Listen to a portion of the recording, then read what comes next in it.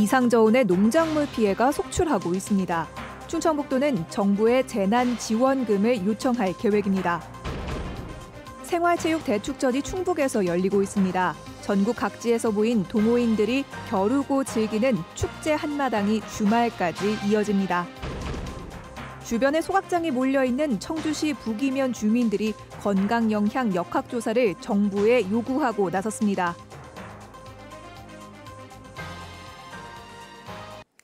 여러분 안녕하십니까? 계속해서 충북 지역 뉴스입니다.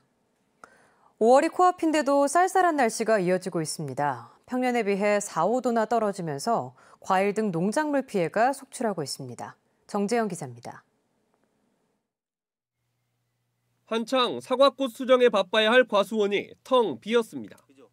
귀가 아플 정도로 몰려들던 벌들도 올해는 그림자조차 보이지 않습니다. 이제 막 만개한 꽃들이 이상저온에 냉해를 입었기 때문입니다. 암술 수술이 냉해를 입어가지고 거의 주저앉아 있는 상태고 거의 시방이 다 죽다시피 했어요. 이 농장에서 키우는 사과나무 3,000그루 가운데 무려 80%가 피해를 입었습니다. 올해 농사를 포기해야 할 지경입니다. 이 상황에서는 이 나무는 올해 과일을 열매를 거의 결실을 맺지를 못할 것 같은 상황이 왔습니다. 사과 주산지인 보은군에서 냉해 피해를 본 농가는 신고된 것만 100여 곳에 면적도 125헥타르에 이릅니다. 특히 가장 좋은 열매가 달리는 중심화에 피해를 입어 인공수분조차 엄두를 내지 못하고 있습니다. 답답하죠. 이게 뭐 우리 그 주소득원이고 생명줄 같은데 여기서 소득이 감소되면 가뜩이나 지금 시골이 살기 어려운데. 다른 시군도 상황은 마찬가지. 어제까지 괴산과 충주, 보은 등 6개 시군에서 571헥타르의 피해가 접수됐습니다.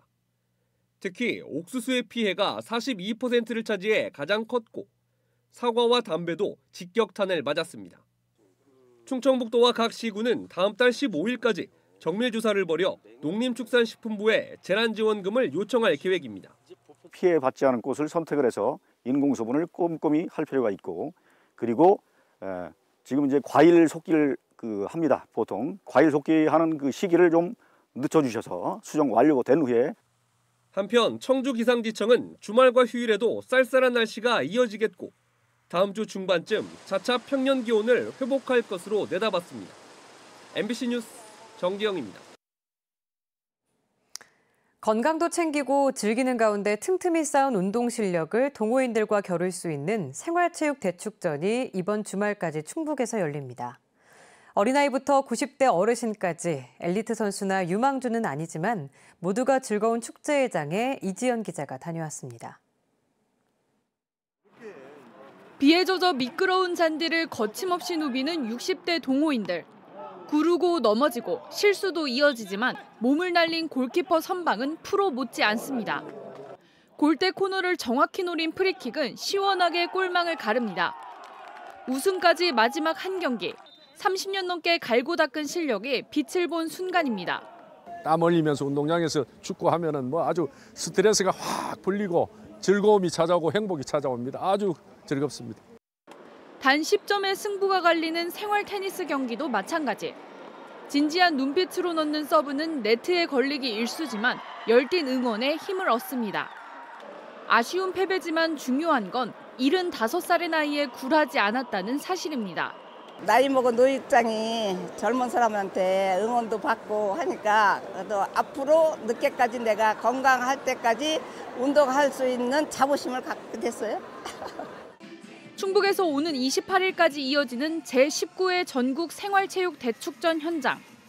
숨이 찰 정도의 체력 경기는 물론 간단한 체조와 두뇌 싸움인 당구 등 공식 종목만 39개가 채택됐습니다. 생활 속 운동이 종목으로 정해지며 8살 어린이부터 90대 어르신까지 누구에게나 열렸습니다.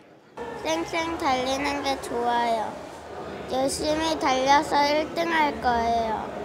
전국체전이나 소년체전처럼 그렇게 엄격한 기준이 있는 것이 아니고 말 그대로 생활체육이기 때문에 누구든지 어디에서든지. 전문성은 부족해도 승패와 상관없이 모두가 주인공인 축제. 지난 2017년 전국체전을 시작으로 지난해 소년체전, 올해 생활체육 대축전까지 3년 동안 충북을 달군 스포츠 이벤트가 유종의 미를 거두고 있습니다. MBC 뉴스 이지연입니다.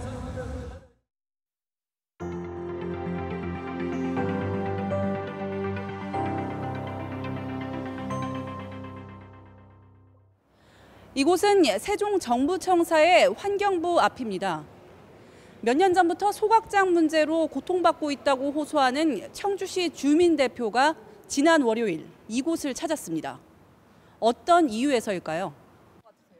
또박또박 빼곡히 써내려간 1,523명의 서명. 20년 전부터 소각장이 하나둘 모여든 이유, 영문도 모르게 아프고 죽어간 이웃들. 그 이유를 알고 싶다고 서명한 청원서입니다. 주민 대표가 환경부 보건정책과에 청원서를 접수했는데요. 거의가 폐암 및 호흡기 질환으로 사망한 걸로 이렇게 나와 있습니다. 지금 살고 계시는 주민분들도 호흡기 미세먼지로 인해서 굉장한 고통 속에 지금 살고 있습니다. 실제로 현재 부기면에선 45명이 암과 싸우고 있는데 청원구 암 환자 119명의 22.6%를 차지합니다. 특히 부기면 2km 반경으로 세계 소각장이 지금도 하루 542톤의 지정 폐기물을 태우고 있습니다.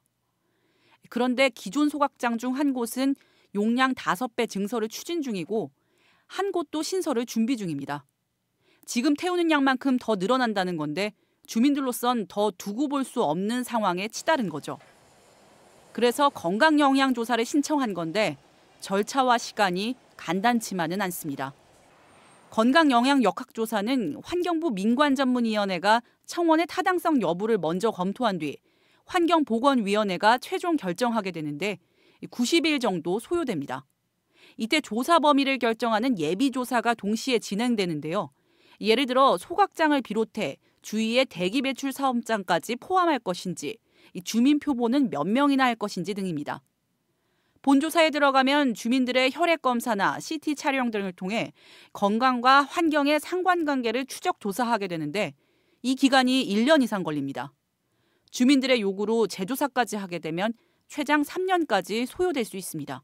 피해자 규모가 광역적인지 지역적인지를 확인하고 가해 원인이 원인자가 소재하는지 아니면 불분명한지를 판단 기준으로 삼고 있습니다. 소각장 인근에서 건강 역학조사가 이뤄진 건 국내외에서도 거의 전례를 찾기 어려울 정도로 드문 일입니다. 환경 영향 평가를 사전에 해서 각종 방지 시설을 설치한다는 이유에서인데요. 그래서 주민들은 더욱 이 조사가 필요하다고 강조하고 있습니다. 그동안 검증이 이루어지지 않은 만큼 이제라도 관계를 짚어보자는 겁니다. 결과가 어떻게 나오든 건강은 물론 농산물 위해 여부 등 각종 불안 요소를 불식시킬 최선이라고 믿고 있습니다. 다행히 전망은 밝습니다. 환경부는 이미 부기면과 관련한 사전 모니터링과 기초조사에 착수했고 다음 주 중 전문위원회 구성도 시작할 것으로 알려졌습니다. 이 건강 역학조사 여부는 앞으로 석 달 안에 결정됩니다. MBC 뉴스 허지입니다.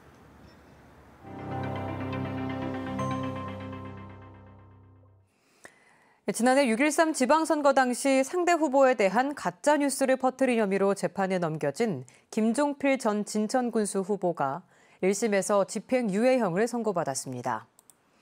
청주지법 형사 11부 소병진 부장판사는 상대 후보에 대한 거짓 기사가 나게 할 의도로 언론인에게 정보를 흘린 것은 선거의 공정성과 투명성을 저해한다며 김 전 후보에게 징역 1년에 집행유예 2년을 선고했습니다. 재판부는 김 전 후보와 짜고 기자에게 거짓 정보를 제공한 전 언론인에게도 집행유예형을, 실제 기사를 작성한 인터넷 언론사 기자 등에게는 벌금형을 선고했습니다. 제천 참사로 징계를 받은 소방 간부들에 대한 처분에 대해 유족들이 솜방망이에 그쳤다며 충청북도를 상대로 민사소송을 제기할 예정입니다. 지난 22일 열린 징계위원회에서는 당시 지휘조사팀장에게 정직 3개월을, 제천소방서장은 감봉 3개월 처분을 각각 내렸습니다. 또 제천 봉양안전센터장과 단양구조팀장도 각각 감봉 1개월 처분을 받았고 소방본부 상황실장은 견책, 제천 구조대장은 불문 경고를 받았습니다. 청주시 도시공원위원회 개최 과정에서 몸싸움으로 반대 시민 일부가 부상을 입는 등 소동이 일어났습니다. 구룡산 지키기 대책위는 방청을 요구했지만 청주시 청경들이 문을 걸어 잠궈 진입하며 몸싸움이 벌어지는 과정에서 시민 일부가 부상을 입어 병원에서 치료를 받고 있다고 밝혔습니다. 이번 충돌로 도시공원 민간개발 참여기업 선정 기준을 논의하기로 한 위원회 개최는 지난주에 이어 또다시 무산됐습니다. 잦은 공판 연기로 지연되는 전현직 충북도 의원들의 뇌물수수 항소심에서 재판부가 피고인 측의 추가 연기 신청을 불허하고 변론을 종결했습니다. 청주지법 제2형사부 윤성묵 판사는 참고인의 진술서를 받아오겠다는 이유로 앞서 한 차례 공판 기일을 변경했는데 같은 이유로 또 기일 변경을 신청하는 것은 받아들일 수 없다며 변론을 마치고 다음 달 23일 선고하겠다고 밝혔습니다. 피고인인 박병진 도의원과 강현삼 전 도의원은 지난 2016년 하반기 의장 선출과 관련해 금품을 주고받은 혐의로 기소돼 1심에서 각각 징역형을 선고받고 항소했습니다. 지금까지 충북지역 뉴스였습니다. 시청해주신 여러분 고맙습니다.